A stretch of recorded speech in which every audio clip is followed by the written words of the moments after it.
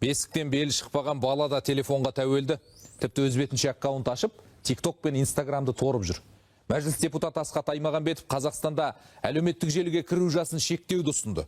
Себебі қауіпті әдет жас буынның оқу үлгеріміне кері әсерін тигізіп, келешегіне балта шабуы мүмкін. Сонымен балалар неше жастан бастап әлеу желіге кіре алады? Сюжет көрейік.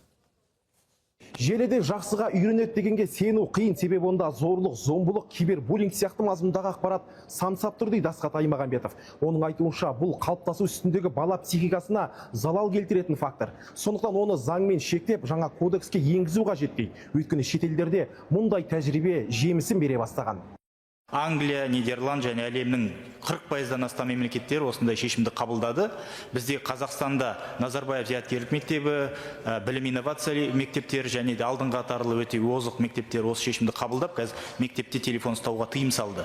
Нәтижелер өте оң, көріп отырмыз, балалар бір-бірімен сөйлеседі, өте жақсы үлгеріміне де әсері болып жатыр. Дегенмен цифрлық кодекс жобасында оқушыларға мектепте телефон ұстауға тыйым салу туралы норма қарастырылмапты. Жасанды интеллект және цифрлық даму вице-министрі Дмитрий Мун осылай дейді.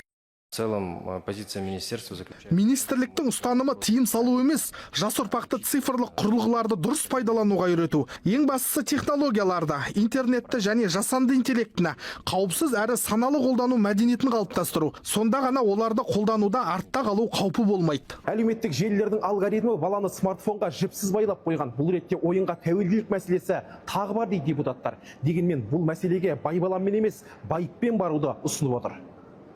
Учитель может потребовать этот телефон. Сабақ үстінде телефон пайдаланбауды мұғалім талап ете алады, ал оқушы оған мойын сұнуы керек. Біз ұсынып отырған мәселе осы, одан басқа жол жоқ. Ал әлеуметтік желіде отыруға қатысты пікір әртүрлі, дегенмен ол жақсылыққа апармайтыны анық. Жаңа цифрлық кодекс жобасы аясында талқыланған мәселе бұл ғана емес, азаматтардың жеке деректерінің сақталуын осы құжат реттеуі тиіс дейді Мұрат Әбенов. Заң жобасын әзірлеушілердің бірі Екатерина Смышляеваның айтуынша, енді бұл мәселеде цифрлық кодекс шеңберінде реттеледі. Электрондық платформаларда онлайн қызметті пайдалану азаматтардың тікелей рұқсатынсыз жүргізілмейді. Электронные документы, подписанные ЦП. Біріншісі электрондық құжаттар, оған тек электронды цифрлық қолтаңба қойылған құжаттар жатады. Екіншісі цифрлық құжаттар. Бұл мемлекеттік базалардан автоматты түрде жүктеуге болатын анықтамалардың құқықтық атауы деуге болады. Үшіншісі цифрлық мәліметтер, яғни ЖСН арқылы Ішкі істер министрлігінің базасынан алынған азамат туралы дерек. Не болмаса жылжымайтын мүлік реестріндегі жазбалар осы цифрлық мәліметтерге жатқызылмақ. Президент алдағы 3 жылда цифрлық елге айналу міндетін қойғаны белгілі.